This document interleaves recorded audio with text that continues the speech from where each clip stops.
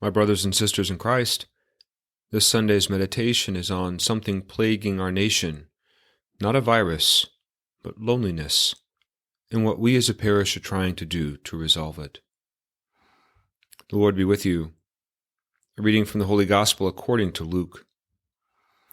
Jesus said to his disciples, "To you who hear I say, love your enemies, do good to those who hate you, bless those who curse you, pray for those who mistreat you. To the person who strikes you on the cheek, offer the other one as well. And from the person who takes your cloak, do not withhold even your tunic. Give to everyone who asks of you, and from the one who takes what is yours, do not demand it back. Do to others as you would have them do to you. For if you love those who love you, what credit is that to you? Even sinners love those who love them. And if you do good to those who do good to you, what credit is that to you? Even sinners do the same. If you lend money to those from whom you expect repayment, what credit is that to you? Even sinners lend to sinners, and get back the same amount. But rather love your enemies, and do good to them, and lend expecting nothing back. Then your reward will be great, and you will be children of the Most High. For he himself is kind to the ungrateful and the wicked.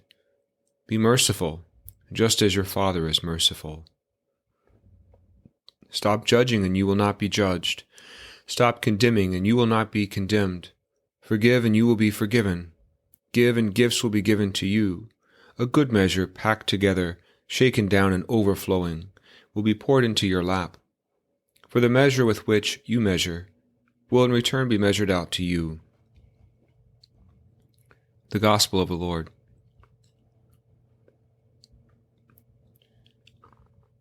I read a story this week about a 70-year-old woman from northern Italy whose name was Marinella Beretta.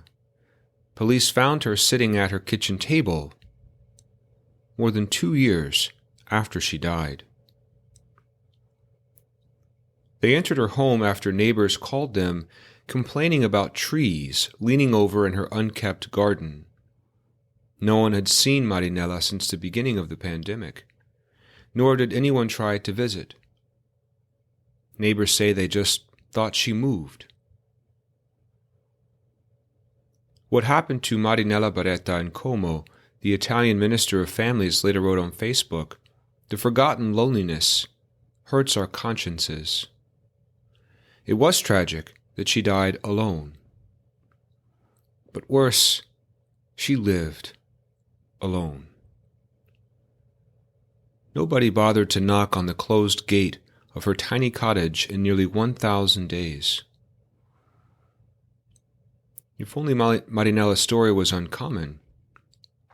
But would you believe that nearly 40% of Italians over the age of 75 live alone? Almost the same number say they have no relatives or friends to call upon. This is particularly striking to me since Italians are traditionally known to be very family-centered. Such a startling truth begs the question, what do we owe one another? Or how much effort should we put into building a community for all generations to journey together? Loneliness is not something that only affects seniors. It seeps into the heart of every human being at some point in time. I'm thinking in particular about our young people, many of whom have struggled terribly during this pandemic. So again, what do we owe one another? Are we our brother's keeper?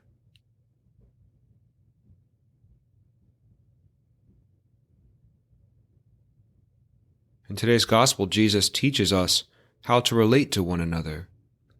He tells us to do 4 things in particular: to love, to do good, to bless, and to pray for our neighbors, regardless of whether we consider them a friend or an enemy.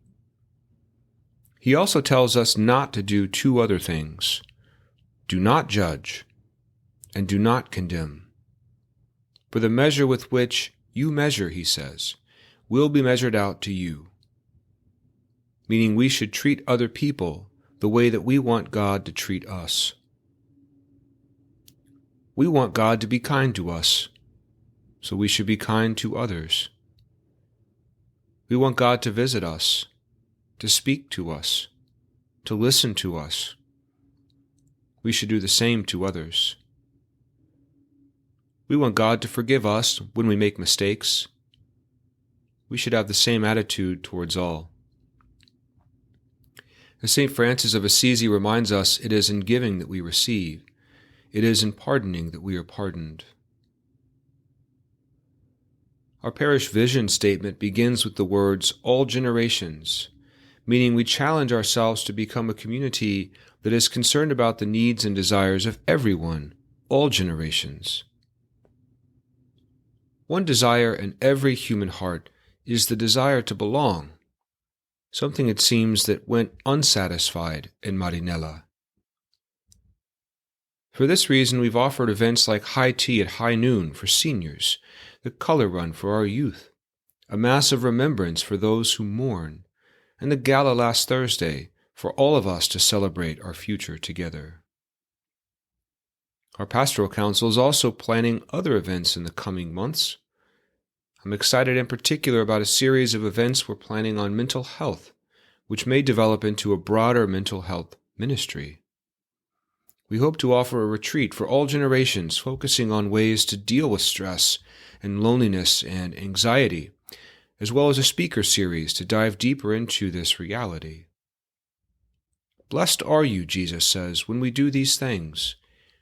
Blessed are we when we come together as a community, when we volunteer our time, when we welcome and pray for one another, when we care about the health of our neighbor. So who is the Marinella in my life?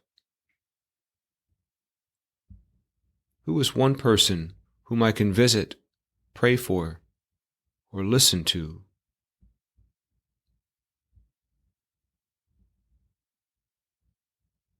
Who can I invite to join our community of all generations journeying together?